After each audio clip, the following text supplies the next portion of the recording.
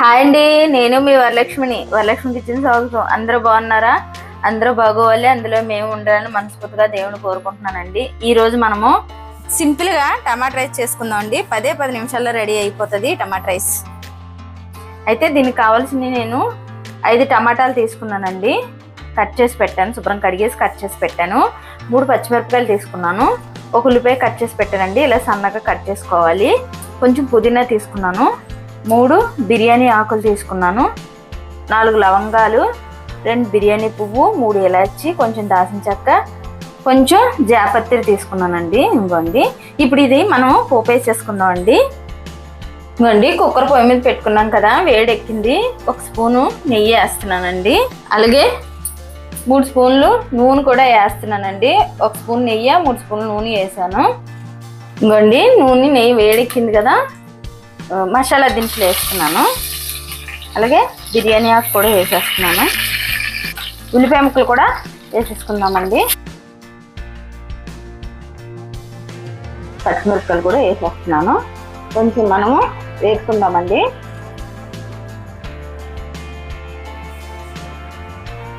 ఇంకోండి, ఇలా వేగింది కదా, ఇప్పుడు మనం పుదీనా కూడా వేసేసుకుందామండి. ఇంకోండి, వేసేసుకొని వేసుకుందాం. కొంచెం బాగా వేగాలండి, పచ్చివాసన పోయే వరకు పుదీనా కూడా. ఇవ్వండి, ఉల్లిపాయ ముక్కలు వేగిపోయినాయి కదా, 1 స్పూను అల్లం పేస్ట్ కూడా వేస్తున్నానండి. వేసి బాగా కలుపుకుందామండి. పచ్చివాసన పోయే వరకు వేగాలి అల్లం పేస్ట్. ఇవ్వండి, కలిపేసుకున్నాం కదా, 1-2 నిమిషాల పాటు కొంచెం వేగితే చాలండి. ఇంకోండి, అల్లం పేస్ట్ కూడా వేగిపోయింది కదా, ఇప్పుడు మనం కట్ చేసి పెట్టుకున్నాం కదండి, టమాటా ముక్కలు కూడా వేసేసుకుందాం. వేసుకొని కలిపేసుకుందామండి. ఇవ్వండి, ఇలా కలిపేసుకున్నాం మొత్తం కలిసిలాగా. ఉల్లిపాయ ముక్కలు మొత్తం అల్లం పేస్ట్ కలిసిలా కలిపేసుకొని ఇప్పుడు ఇందులో మనము రుచికి సరిపడిన ఉప్పు వేసేసుకుందామండి. ఇంకోండి, రుచికి సరిపడిన ఉప్పు కూడా వేసేస్తున్నాను. ఉప్పు వేస్తే తొందరగా టమాటాలు కూడా మగ్గుతాయండి, అందుకని ఉప్పు వేసేసుకొని ఇలా కలిపేసుకొని 2 నిమిషాలు మనం మూత పెట్టుకుందామండి. ఈ టమాటా అంతా మగ్గిపోద్ది. ఇంకోండి, కలిపేసుకున్నాం కదా, 2 నిమిషాలు మూత పెట్టుకుందాం. ఇంకోండి, కొంచెం టమాటాలో నీరంతా దిగిపోయింది చూడండి. ఇప్పుడు నేను 1 స్పూను కారం వేస్తున్నానండి.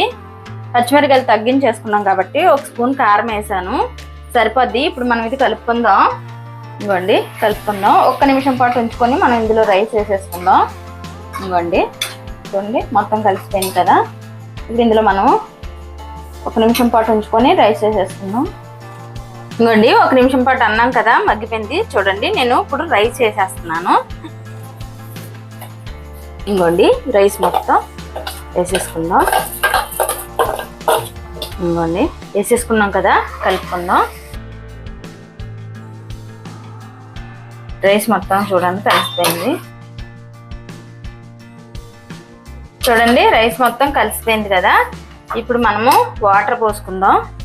రైస్ వేసుకున్నాం కదండి, ఇప్పుడు నేను ఈ గ్లాస్ని 2 గ్లాసులు రైస్ తీసుకున్నానండి. 4 గ్లాసులు నీళ్ళు పోసుకోవాలి. ఇగో నీళ్ళు పోసుకుంటున్నానండి నేను. ఇంకోండి, 2, ఇంకోండి 3 వేసాను. ఇంకో గ్లాసు నీళ్ళు వేస్తాను.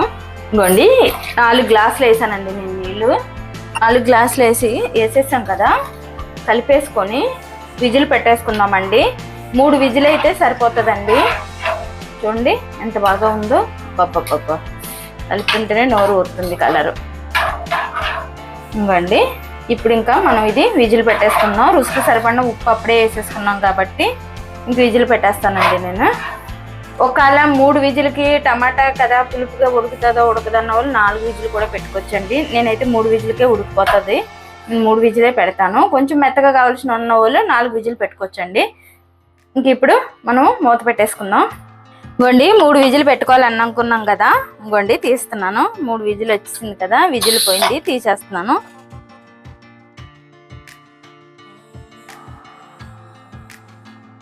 ఇంకోండి, 3 విజిల్ అన్నాం కదా, చూడండి ఎంత బాగా వచ్చిందో, పొడి పొడిలాడితే ఎలా వచ్చిందో చూడండి.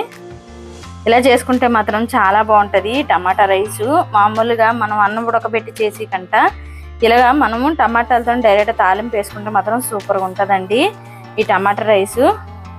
వేడి వేడిగా తింటుంటే ఆనియన్స్ నంచుకొని అబ్బాబ్బా ఏం టేస్ట్గా ఉంటుందండి, చాలా బాగుంటుంది. రైతా చేసుకున్న వాళ్ళు రైతా చేసుకోవచ్చండి. నేనైతే రైతా చేయలేదు, మామూలుగానే తినేస్తాం మేము. రైతా ఏం అవసరం ఉండదండి మాకు ఇంట్లో, అందుకని నేను మామూలుగానే చేశాను, రైతా అయితే చేయలేదు.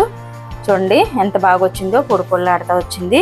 ఇలా చేసుకుంటే మాత్రం చాలా బాగుంటుందండి. అన్నం కూడా మెత్తగా ఉంది, పొడి పొల్లాడుతూ కూడా వచ్చింది చూడండి. బట్ టేస్ట్ మాత్రం చాలా బాగుందండి. ఇలా చేసుకుంటే టేస్ట్ మాత్రం మదిరిపోయిందండి. ఇలా చేసుకుంటే మనకి ఇంట్లో ఏమీ కూరగాయలు లేనప్పుడు కూడా ఇలా చేసేసుకుంటే మాత్రం ఇబ్బందే ఉండదండి. టమాటా రైస్ ఇలా చేసుకుంటే చూడండి ఎంత బాగా వచ్చిందో, ఎమ్మీగా ఉంది. నచ్చితే లైక్ చేయండి, షేర్ చేయండి, కామెంట్ చేయండి, సబ్స్క్రైబ్ చేయండి. కాకపోతే ఒకసారి ట్రై చేయండి ఇలాగ ఈ టమాటా రైస్ ఎలా ఉంటుంది అన్నది.